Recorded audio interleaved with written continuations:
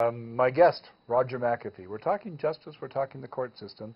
If you happen to be watching this and want to make a phone call in, you can call us at 866-980-0499. If you want to talk about that unfair time when the RCMP stopped you for speeding. I met Terry David Mulligan when he stopped me for speeding and when he was an Alberta cop between Edmonton and Calgary. You were speeding? Well, I was going very fast. Oh, boy.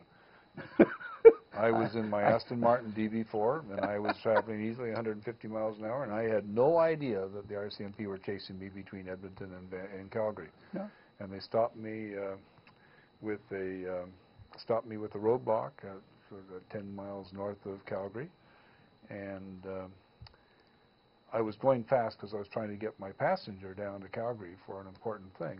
And this is, you'll love this story, right? Are you ready for this? I'm ready. Okay. They stopped me, and there's trucks across the road, there's red lights all over the place. I honestly haven't known that somebody came out after me at Olds and somebody came out after me at Red Deer. As far as I was just a car going fast. And they couldn't even get out to the highway in time for me to see them behind me. The same thing happened to me in Ontario one time. That's another story. Anyway, they stopped me, and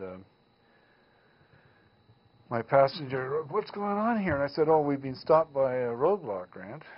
And the RCMP officers are ready to throw the book at me, and they find out my passenger is the Lieutenant Governor, Grant McEwen. Oh, yeah. And bye. Yeah. Well, it was when we were younger, we all maybe drove a little quicker than we ought to have. On occasion. I did it so occasionally that for a period of time there, I had somebody else had to drive me around. Well, I got stopped by roadblocks 3 times when I didn't even know there were police cars behind me. Because they would, those damn two-way radios. Yeah. They were really well, as bad. soon as they bring out two-way radios, that was the end of it, it's really. Unfair. No, I know. It just isn't fair. Yeah, that was my thinking, too. Because, you know, that highway was And I would raise that issue with him. I said, you know, where's your sense of adventure here? Yes. You radio ahead to get a guy? I mean, that's not fair. No. I don't have a radio in my car. Yeah, well, I did, but that's because yeah, I well, had a I telephone didn't. in my car. I didn't, and I just thought it was just grossly unfair of him. But, you know, the end result was still the same. Eventually, like I say, I had to get somebody to drive me around for 30 days. I had driver's licenses in Manitoba, Saskatchewan, Alberta, British Columbia, and Ontario at the same time. Oh, I never did that. I only had one. You know, my car had license plates in Manitoba and Saskatchewan or Manitoba. I used to have dual plates on my cars. Yeah, as long as you have the 2 plates out, it's okay. It's not a problem. Well, I had both plates on at the same time. Yeah, well, that's fine then. That's not a problem. It's when you have one and then take it off and put another one on, that's a problem. Even if it's licensed for your car, you really shouldn't do that. Well, I always kept them both on at the same time, and but that really confused the. They were. The other thing that we have to remember too, you know, is that when you get out in BC and in some of these provincial where they're doing the policing, you know, we get them green right out here from training, and out they come and they go to Surrey or wherever they go. But I think the important thing that we got to remember is that we want our police, we want a good police force. Absolutely. We're prepared to believe, and we're prepared to believe our police, as we should be. But when you have an outfit with a corporate culture that has become very apparent in the last little while to the public. It's been apparent to those of us who work within the system for a long time. Yep. But it's now become very apparent to the public that you have that kind of a corporate culture, that force has got to go. It'll only get worse. It's pretty hard to figure out how they're going to improve it.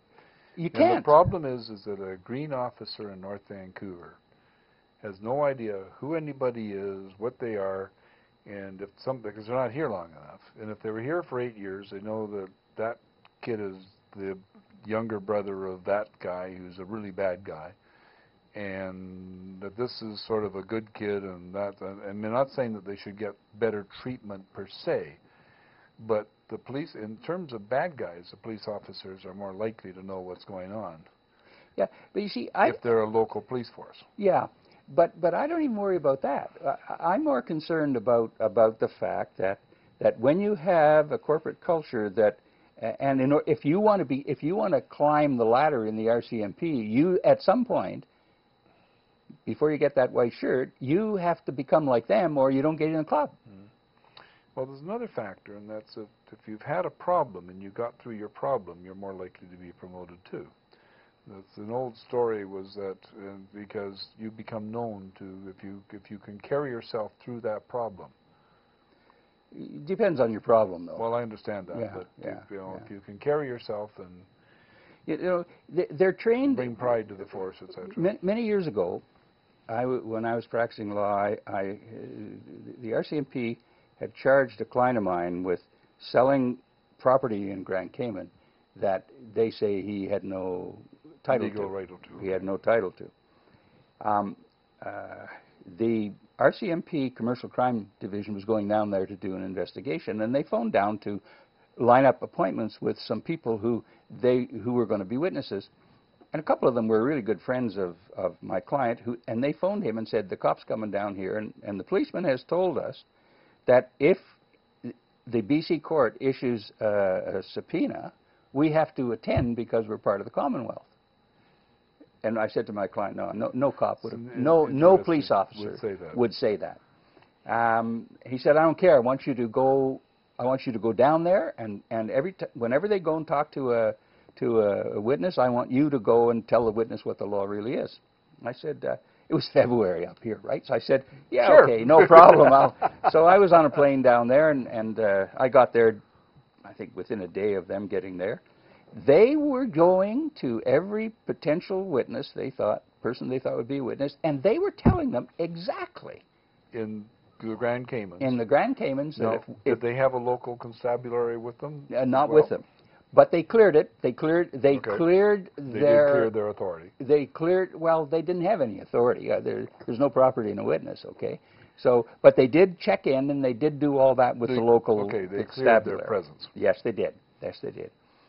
So anyway, they would go, and that's what they told these guys. If we issue you a subpoena, you have to come. So I would then go and tell them they didn't have to come. And they got very upset with me. But, they then decided, well, he's following us. And he's talking to our witnesses. So they walked into court to do things. So I thought, well, since I'm sort of the subject, I'll go sit in the courtroom and watch this. Well, there was a judge. I didn't realize at the time, but there was an exchange program between judges in British Columbia and judges in Grand Cayman. And there was a judge sitting up there. From North Vancouver or Vancouver? No, from Port Moody, I believe, or Port Coquitlam. Well, it was hilarious. And I just said, there's no property in a witness. And the judge said, you're right. And out. But they would go and they lied. Now, what ends up happening when you do that, okay, is you degrade the force, you degrade the reputation of the force, you degrade all that. But these guys, lying was acceptable to them. When you get a police force where lying becomes acceptable for whatever reason, huge problems. Well, this is the same kind of thing that's going on in the big boss kind of thing, the entrapment deals where they're getting confessions out of people because they're bragging that they did all that to the supposed criminal boss sting that's being set up, is it not? Similar in that, because they're lying in those same situations. Yeah, there's a slightly different situation there. But basically, if lying becomes acceptable to your superiors, for whatever reason, at what point does it become unacceptable? Good point.